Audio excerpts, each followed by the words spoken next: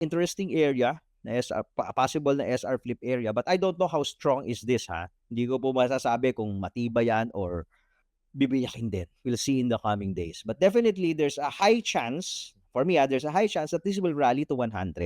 Okay, 100K. Yung 100K can probably be our next SR flip area psychologically. Bakit po? Because we closed at that area, okay, below that area. And if today, itong candle today will confirm, sabihin, malo-long red tayo, sasagari niya tayo, yes. Okay.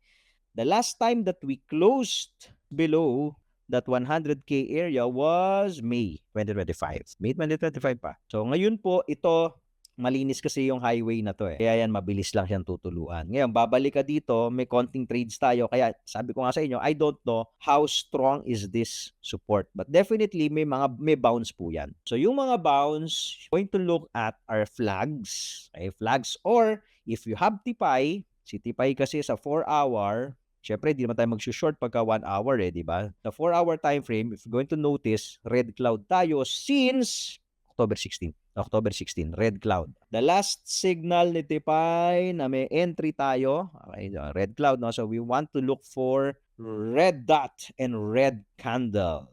Ito po.